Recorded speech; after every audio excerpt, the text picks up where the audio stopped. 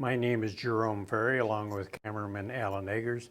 Our interview with Beverly Daws of Hiawatha, who worked as city clerk and also as the water clerk in the early years and for many years following in Hiawatha. Bev, when and where were you born? I was born in Vinton, Iowa. What was your folks' name? Melvin and Edith Abernathy. And what was did your mother work outside the Yes. home? Yes, she did. She worked at Staymates Publishing Company. And my father worked at Plant Go ahead. La Plante and Belt. He also worked for Fay Clark part-time, doing in the Quonset. You mean in addition to his other job? Correct. Did your mother ever mention what was Staymates? What were they? What was their business at that time when she worked for them? Was it in the printing business or? Yes, it was publishing. They published magazines and different literatures. Did you have any brothers or sisters, Bev? I had two brothers, one older, Corwin Abernathy, and a younger brother, Aaron Abernathy. Where'd you go to high school? Went to high school in Marion, Iowa. Bev, when you got out of high school, was there a lot of jobs at this time available for young girls? There were probably a lot of secretarial jobs, not a whole lot of other things at that time that I was interested in. I worked for 1951 when I graduated. I went to work for Fay for Midwest Equipment Company in Hiawatha. What was Fay manufacturing at this time? He was doing parts working for Iowa Manufacturing and Iowa Steel. They were war items, and he had a weld in the back of the Quonset hut Fay there. And what was your duties? I did payroll, and I typed the minutes for the council meetings and just whatever he or his wife Adeline asked. Fine wife. Correct. What was her function at this time when you started? When I started, I think she was still connected with the cafe there in Hiawatha, and then she just mainly did whatever Fay asked her to do, go to the bank or, you know. You mentioned the cafe. Where was the cafe? The cafe was in the Quonset building, and there was also, at that time, there was also a filling station. It was like a truck stop, and in the back part of the building, there was, that's where the weld shop was, and up above there were bunks and showers that the truckers could use at their convenience. I had heard one time this was probably the first truck stop in the area that.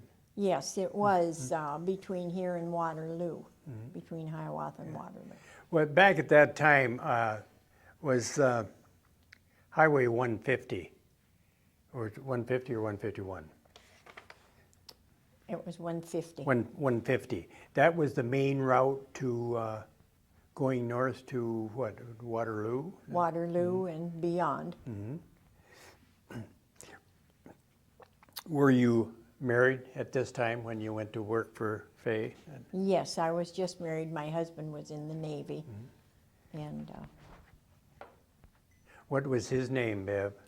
Charles Daws Jr., and he was in the Navy for 4 years, and he was on battleships, and after it was shot out from underneath them, then he got land duty in Yokosuka, Japan, and he was there 27 months. You don't recall the name of the ship that he was on? The Philippine Sea. It was sunk. No, it was just damaged, and so they had to go into port for repairs, and evidently there were more repairs because the guys got reassigned. Was he a local boy? Marion. And then did he find work after he got out of the service? He had worked at Johnson Gas before he went in the service, and when he came home, he went back to Johnson Gas.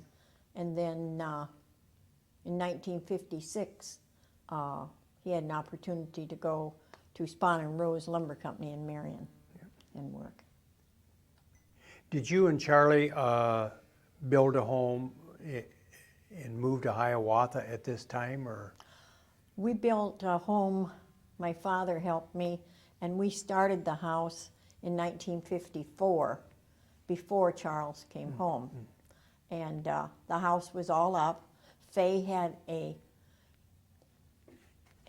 building crew at that time that roughed in houses and stuff. So my father and I laid up the foundation, and Fay's crew roughed the house in. And then my father and two brother-in-laws assisted. And we were all ready to put rock lath on when Chuck came home. Did you raise a family? Yes, we raised a family. We started in 1956. Our oldest daughter,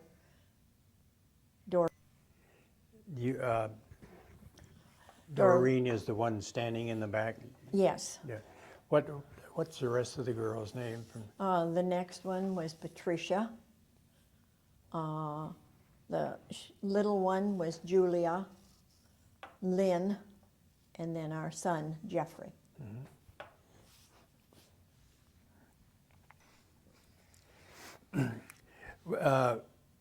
We were talking about Fay, and he had this welding business. Was that the only thing Fay was involved in at this time? No, he had employees that did things for him, and he was developing the land, the lots. There were, ours was on lot 59, and it was like a pie-shaped addition. And so he needed water lines, and there was no sewer. It was all septic tanks at that time. And Bill Hunt dug all the water mains and the lines in by hand. And Edna Perkins worked on the crew that roughed in houses, and Paul Dobbins, and I think sometimes Pat Clark helped out, but there were all local people. Would Pat been one of Fay's boys? Correct. He was the oldest, Patrick Clark, and then Jerry. Yeah. Did they stay in the area when they grew up? They went. I know that Patrick went in the Navy, and then he came back to Hiawatha and worked locally as a patrolman and stuff, and did things during the day for his father, I'm sure. Jerry, he was an adventurer and still is to this day. He has irons in the fire everywhere. Yeah. Did Fay had a trailer park at Early, before the town, in 1946 maybe, and I think it burnt, and the Cedar Rapids Police Department and Fire Department came as far as Blair's Ferry Road, and they could not come any further because it was out of their jurisdiction, and so the building that they were working in, they were welding over there first, and it burnt clear to the ground. And so that's when Fay kind of decided, I'll have my own town. Yeah, And he had a dream that he wanted to create a town and have the highway running through it. Yep. This was back in 1946. Then eventually, a few years later, how many other people were talking about at this time in that area in this area that would be named Hiawatha later? How many other people were living in this area? Well, there was some in the mobile homes there, and there were approximately 75 people that signed the original Petition or the petition to make it a town. incorporate the town? Yes, incorporate the town, because Fay was very conscientious about the people coming home from the war that didn't have houses, affordable houses. And so that was what he did. He saw that they got affordable houses, and these were coming home from the Second World War. And then my husband was in the Korean War, and Fay just told me, he said, you have to have some place to live. You better buy a lot. So I bought a lot for $500. It had water, no sewer. It had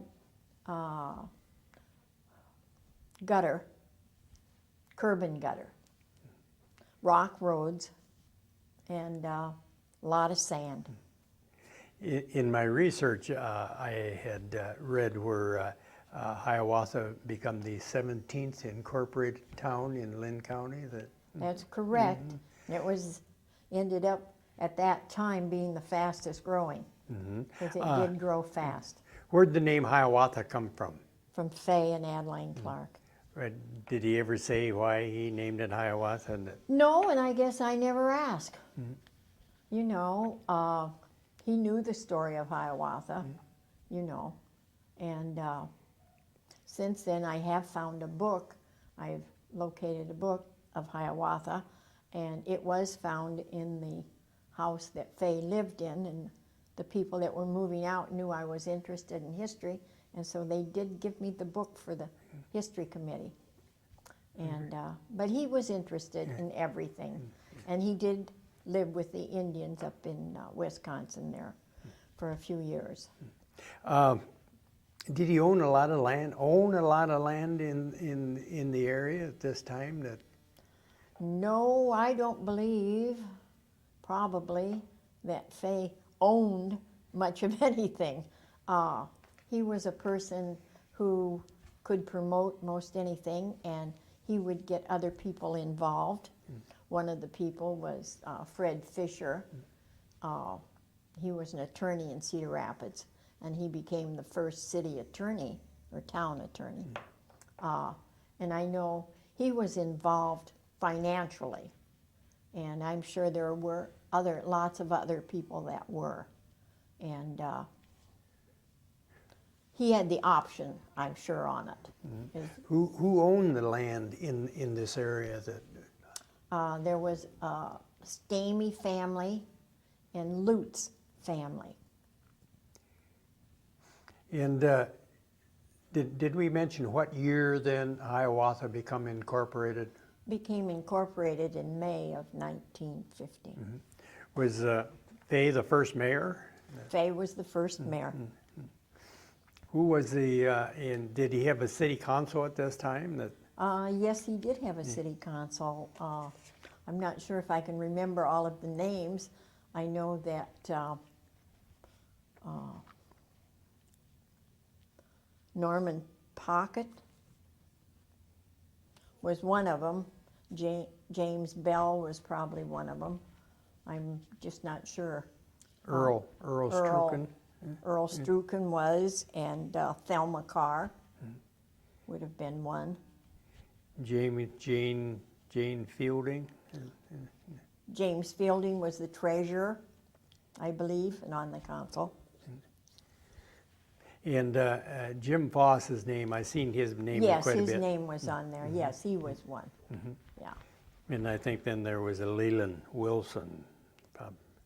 That could be, because he was living there then.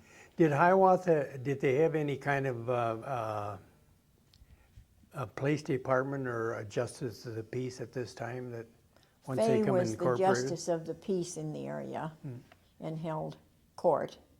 And there were, a lot of times we had to depend on the Linn County Sheriff's Office due to the fact that we had part-time marshals, and then later they were called patrolmen, or I think we even actually got a police chief at one time. And but it was all part-time, and it was usually just covered the evening hours. There was no one there other than Fay was around most all the time. We're, when you think of a town and people living there with houses, you're talking about sewers and waters and streets, and where did this money come from to do all of these things? That The water was done privately. It was done by Fay and Adeline Clark. They were the owners of the water department. It was called Water Department at that time. And he used his own people to put the mains and the service in. This was on a, as you need it, it comes. That's just kind of the way the town grew. And he would trade something for something, or barter with somebody. It would get done. And I never knew where the money came from when he was doing it privately. And then finally we did bond. We finally got big enough that we could sell bonds. And that was not until we put up the first water tower on Robbins Road, a 500,000 gallon water tower. Other than that, we had a water tower on top of City Hall, which had 12-inch walls, concrete walls, and it was a, oh goodness, I can't remember if it was 400 gallon? 40,000 gallons, okay. I know it wasn't very big, and we didn't treat like we treat today. One of the maintenance people, and we only had usually one, would have to climb a ladder up the side of City Hall and dump bleach in the water to disinfect it and keep it safe, and it always passed the test. So, you know, we didn't have a lot of tests, but you had to do yearly tests. And we had 2 wells there that Fay had drilled. George Bowler's name was mentioned quite a bit. Was he in the construction business, or? He had a trucking business when he first came to town in 1953. He did hauling, like rock on rock roads and things like that. And he hauled a lot of rock in Hiawatha too. And then it got time to get ready to sell bonds. And at that time, Fay could not be the mayor any longer because he owned Hiawatha Water Department. So they needed a mayor. So Fay sold the job to George Bowler. I bet he had to really twist his arm that first time and stuff. And George came on as mayor, and he thought he would just be there until after the sale. Didn't work that way. Who was Wesley Tucker? Wesley, Tommy Tucker, he developed some land. He lived on the corner of Blair's Ferry and Center Point Road, and at that time, there was a big drop-off. It looked like he lived in a hole. And he lived in a house that used to be, at one time, it was a log cabin. And he had a farm there. And he had a dairy farm. And then he went out of the dairy farm, and he and Jim Fielding were in business, and they made Brickcrete bricks, and then Tommy sold his, he sold the land that his house was on, and a Skelly station was built there. And also part of the land had a lot of walnut trees on it, and a creek running through it and stuff. And so he leased that land to the city, and we had lagoons there. First, on a portion of it that didn't have the trees, and the trees area was made into a park. And we leased it for $1 a year for many, many years. That is known as Tucker Park now. Correct. Yeah. That's where they have the hog wild days, isn't it? No, they have that at City Park, Guthridge Park now. It used to be called City Park. The Lions Club sponsors that, Hiawatha Lions Club. What are we looking at here? We're looking at a aerial photo of the town of Hiawatha in 1952. There were a few houses. This was Center Point Road. And this is now Fisher Street. And there was a that's the Quonset truck stop, cafe there. There was a bulk plant down here because we had no city gas. We had oil at that time. Was that the Emmons Emmons bulk plant, yes. And there were just a few houses in this area, as you can see. And they're small houses, but some of them are still there today, so they must have been well built. And over here, there was a farm, or an acreage, I guess it's called. It was an acreage, and it was owned by Edward Hartle and his wife. And they had 11 acres, I believe, the family told me.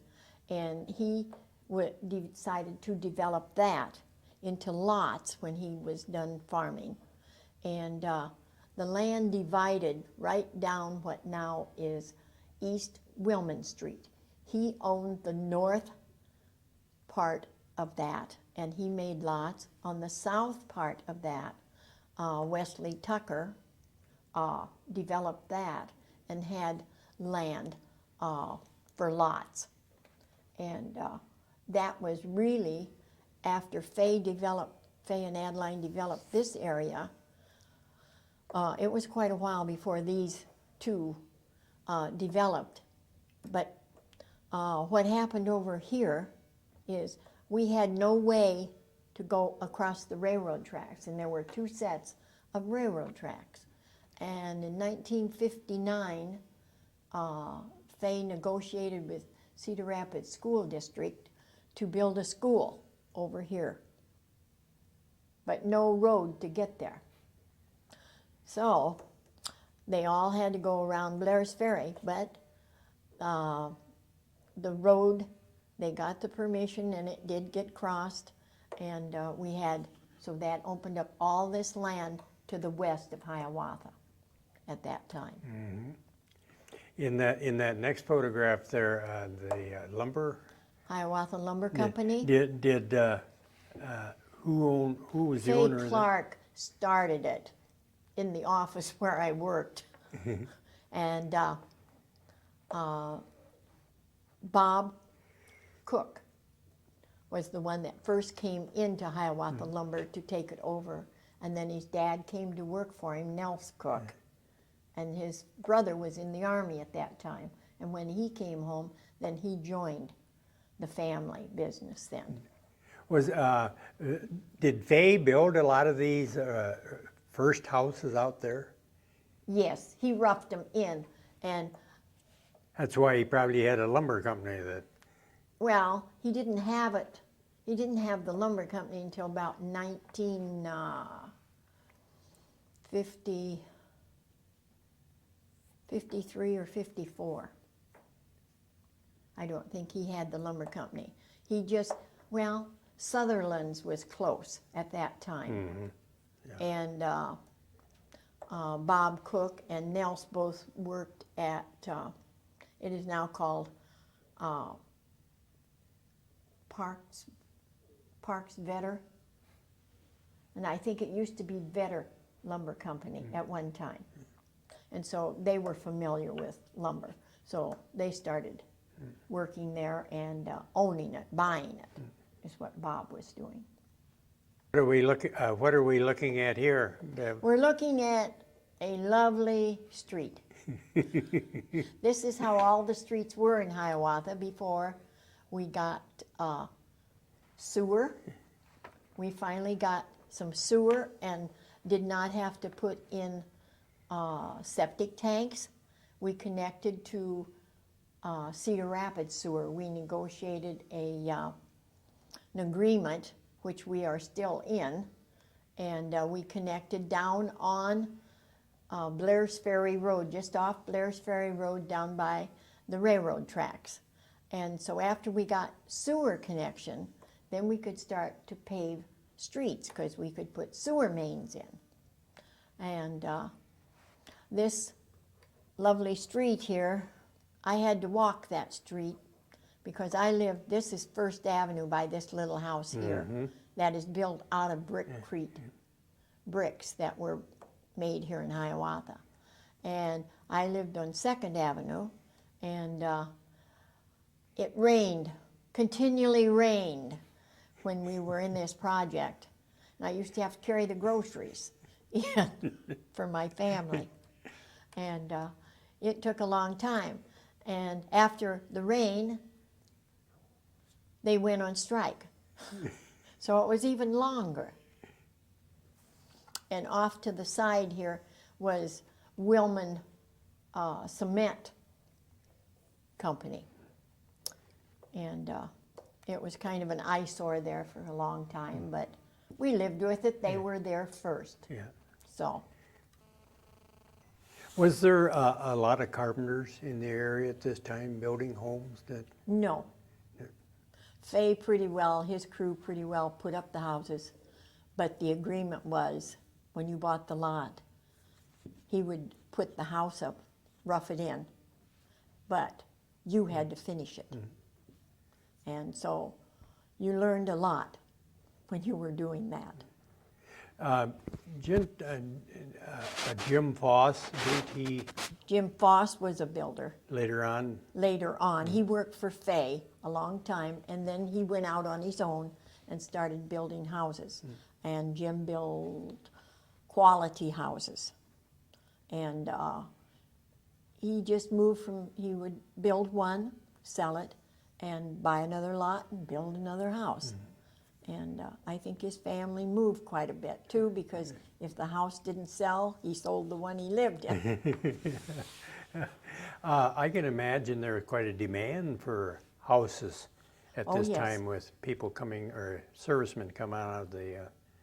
Yes, and we were growing quite a bit, and you know, it was it's like everybody, don't want to live downtown, you want to live out, and Hiawatha was located in an ideal position for that. When did you become city clerk, or water clerk, I mean? Water clerk in 1980. And what was your duties as a water clerk? Well, you sent out the cards, they read their own water meters, and they mailed the card back or dropped it off at the office. And then we got mechanized. We got computers. And we still you read your own water meter for a long time. When you first started out, what would have been the average home? What would there have been their water bill for the month? Probably $10 and under. You know, just depend on your usage. And when you first started as a water clerk, how many customers were there at this time then? There was probably, maybe 1,000. maybe 1,100 customers.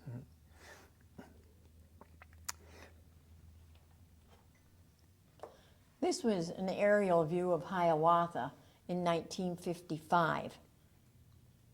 And it's looking towards Cedar Rapids. This is Robbins Road. This grove of trees was Oak Brook Mobile Home Court. And there's the railroad tracks.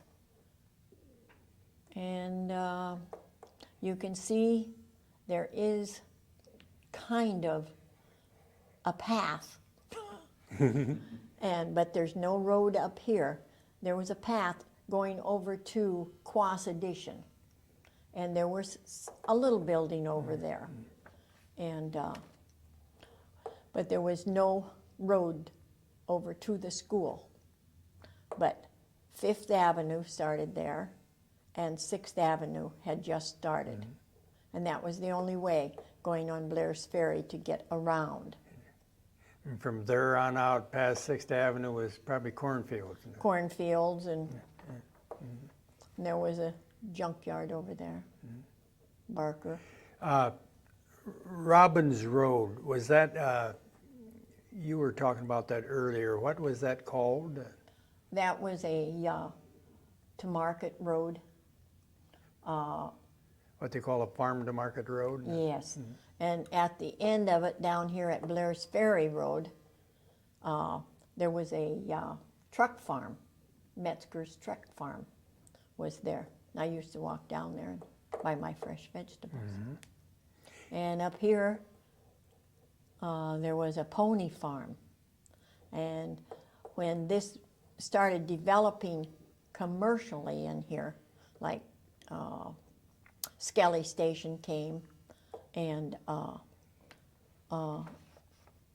grocery store came, and a big grocery store. We had a small grocery store, which was H&K Royal Blue, and it was locally owned by Hazel and Kenny Fashnot.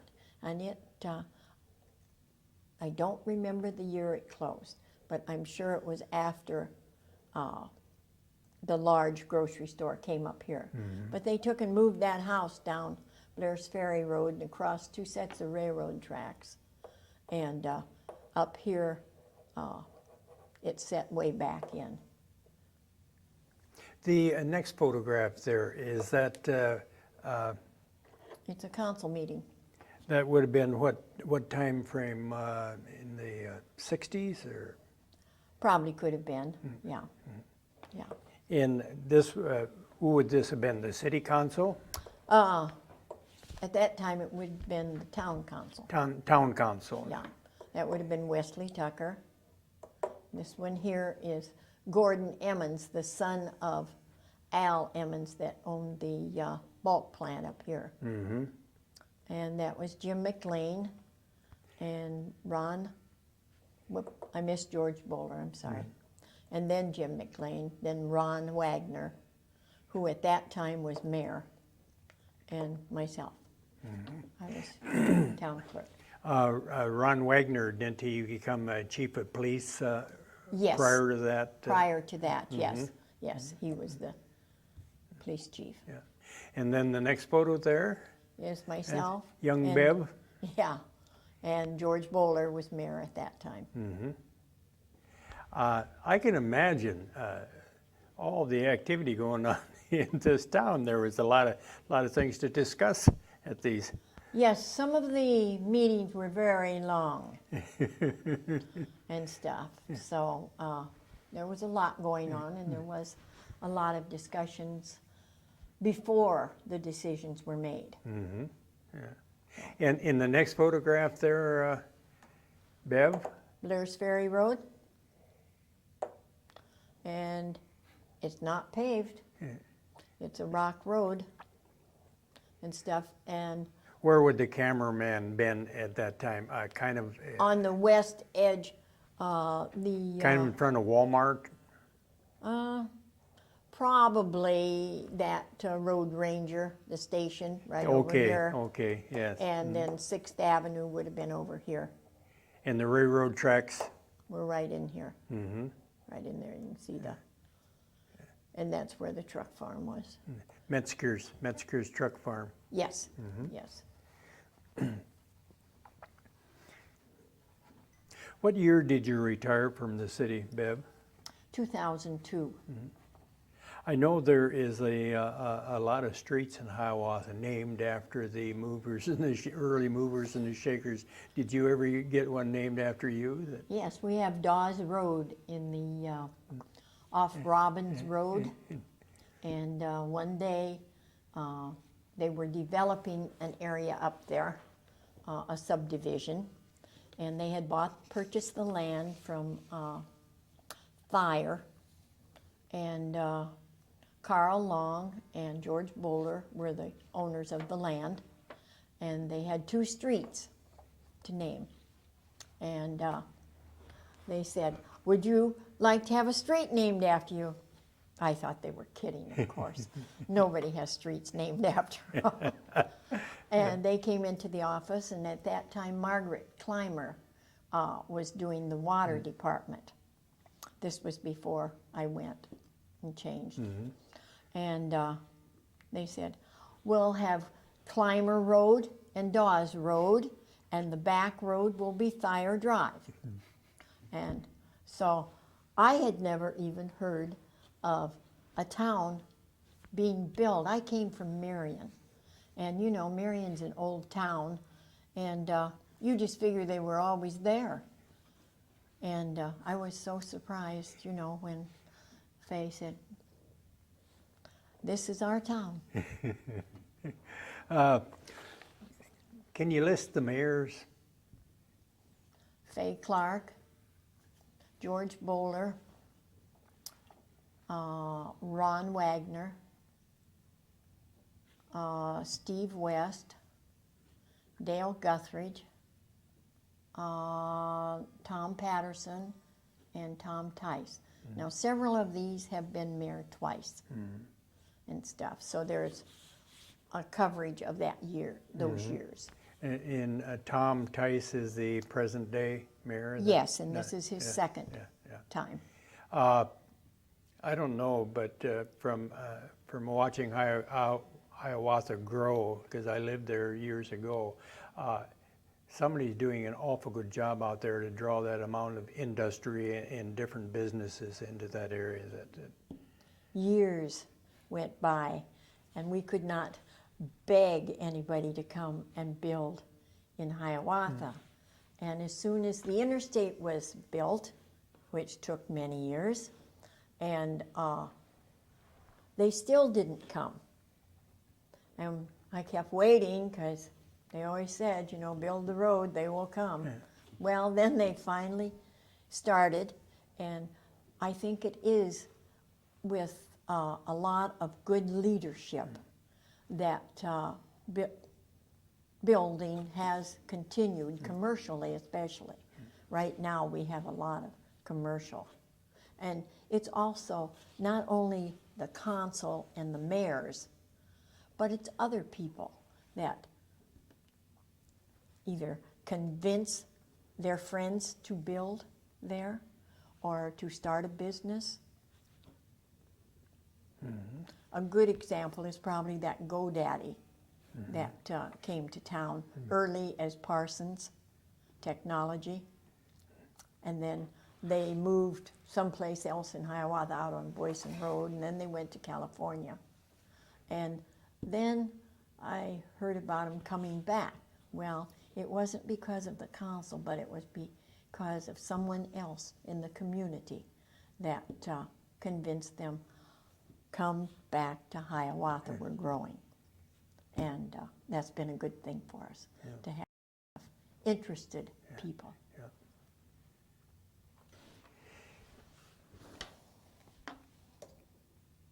Go ahead, Bev. This is the, was used as the water department, the city hall, and everything thereafter. This is what Faye built. Fay built it. Fay Originally. built that part, this part. We had council chambers in there until the roof of the library collapsed. And we had to move the library someplace. They came in to the council chambers, so we had to go back to this area and crowd in and have the council meetings and any other meeting. And the water tower was there on top. That was our first and only water tower at one time. And That you used now- to climb on top and pour bleach in. Yes, that's it. It was up there. You poured the bleach in on the other side. And then it was time, you know. When this was built before this connecting area. And finally, George Bowler said, that's ridiculous, because if you forgot something and you were at a council meeting, you had to go out this door, go around, unlock this door, get what you want, come back out, run back. So he decided to have one of his part-time summer help take and Put a put a doorway. wall, a connecting wall. It wasn't bad on this side, but on this side, it was 12-inch solid concrete, because it was holding the water and the water tower there. And the next photo there, Next photo is our pride and joy. I was lucky enough to be on the committee to help plan after I retired, help plan the building. And it's a very nice building. It will do us for many years. it's a very futuristic, and it's a beautiful building. Yes. And it's kind of nice because it has, on the other side, it has Hiawatha, and you can see that from the interstate. And that's important to us to be known where you're going through, Yeah. you know. You had known Fay for quite a few years after working with him so closely for so many hours. What type of person was Fay? That some called him kind of an eccentric. That he just Well, Fay knew a lot, he read a lot, and there wasn't anything he wasn't interested in. So he was a very interesting person. One of the times when I was city clerk, I would get complaints about dogs running loose. And of course, nobody likes dogs running loose. But I asked Fay, I said, do I call the humane shelter to pick this dog up? No, I'll go talk to the dog. And so he went out, and about an hour later he came back and he said, I said, well, where's the dog? I thought he was going to pick it up. He said, well, I had a serious talk with that dog. And he said, that dog just turned around and went back home where it belonged. And I thought, oh my. supposedly he learned how to communicate with animals when he lived with the Indians up in Wisconsin. Yes, he learned a lot of things. He was young, his mind was fresh, and he was really interested in their way of life and stuff. And he practiced a lot of it, you know, I'm sure. During his lifetime, he used that knowledge. And he was a very interesting person. He could talk to most anybody, I don't care who you were, you know. On any subject. On any subject, you know. And if you can get people to do what you want them to, you know, sometimes it would take a long time, but he was a very patient person. And if you've ever been around somebody like that, it's just different, you know. He also wrote some books, didn't he? Yes, he wrote 3 books. Into the Light was one of the books. I don't recall the other 2 books.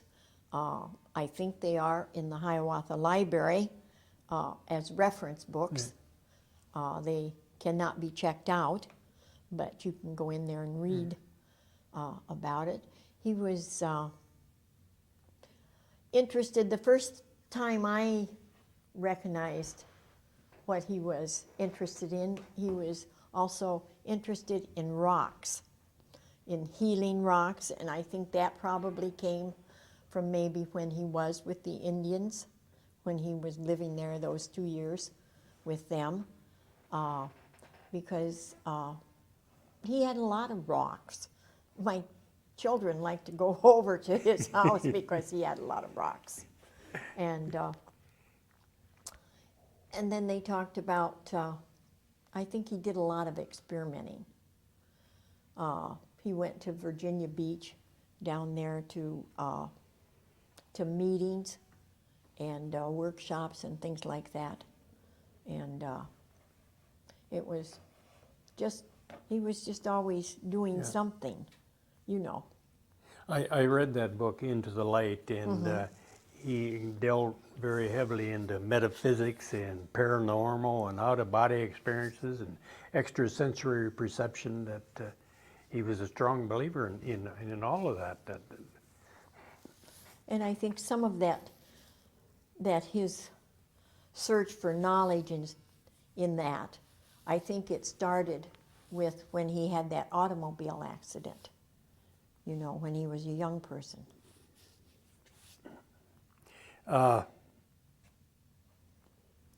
Didn't he have a fallout shelter in Hiawatha? Oh, yes. At that time, he was building this home. He also had a book company that was started here in Hiawatha, Pyramid Press, I believe it's called. And this was when he was also writing, but he sold a lot of books and shipped them everywhere. And then he moved his book company from 300 Marion Street down to a duplex that he built. And he built this garage, and on the upper part was the garage, and behind the garage was Hiawatha Book Company, and underneath was a fallout shelter. And I had no idea that was being built. I just live up the street. And one day he stopped by the house and he said, I built a fallout shelter. And I thought, oh, what? I'd never heard of anything like that. I'm pretty naive. And What do you do with a fallout shelter? yeah. And he said, would you like to see it? So, yeah. So he took me down there, and it was underneath the garage, and there were 2 rooms, and it was all stocked at that time, and in case of an emergency, you know. And that was during the years when you heard about those things, but they happened somewhere else. They didn't happen in Hiawatha, Iowa. It's just a non-believer there. Did he have canned goods down there? Yes, he had canned goods, water, and bedding and cots, and you know, you could survive down there. You know, everything that was necessary. Then later in life, didn't he become interested in photography? Yes, he and Adeline both took a lot of trips, and they did. She took pictures at first, but then he got interested in it, and he did photography. And after he left Hiawatha, he moved to Perry, Iowa, and he married a photographer there. That was why he moved to Perry. He was marrying this photographer, and he worked for. He would go on trips, and he worked for people like National Geographic, and he would take historical pictures like of the pyramids and then he would work for like Iowa Department of Transportation. Sometimes if they were going to build a new road, he would go in the area and take pictures of nature and things that they would be disturbing if they were to build in a certain area. And he did that in the later years, and they still traveled a lot. And then when he married his last wife, his third wife died of a heart attack. And she was the photographer. And he married another gal in Perry, Iowa, Marvel Clark, who still lives there. And it's just amazing, you know, the books that he has. That house is just about covered in books. And she's as interested in the physical things as he was. And it's very interesting to spend time with her. What is this picture, Bev? This is in Fay M. Clark Park, a 30-acre park on the northwest edge of Hiawatha. And Would that be out by Boyson Road someplace? it's to the north of Boyson Road yet. There's a landmark, probably Fairway Grocery or the water tower on Boyson. You go north there and you run into the park. This is on the west edge, kind of on the west edge of Fay Clark Park. And the trusses were taken from the Quonset building up here. They were saved when that was taken down for what they were doing, what the city wanted to do. And we asked if they would keep these. And the bridge is there. There is one plaque that is there. We are in the process now of moving a large boulder to put and have it engraved or chipped or whatever they do to the rocks. And that will be the monument there too, due to the fact that Fay and Jimmy Foss welded those. These are steel, and they were welded in that shop. And so we wanted to retain them for future use. Yeah. Are any of your children, Bev, still in the area that they scattered? They kind of scattered. I have 2 in Cedar Rapids, 1 in Frytown, 1 in Ames, Iowa, and 1 in Juneau, Alaska. Do you have any, how many grandchildren? We have 7 grandsons, 1 great-grandson. And you and Charlie still live in the house that you originally built in? Yes, we do. Just never got moved. We tried once, but the kids didn't want to move, so we're still there. Unless you have anything else, Bev, the Carl and Mary Kaler History Center, the Linn County Historical Society would like to thank you very much for sharing your memories with us. Thank you.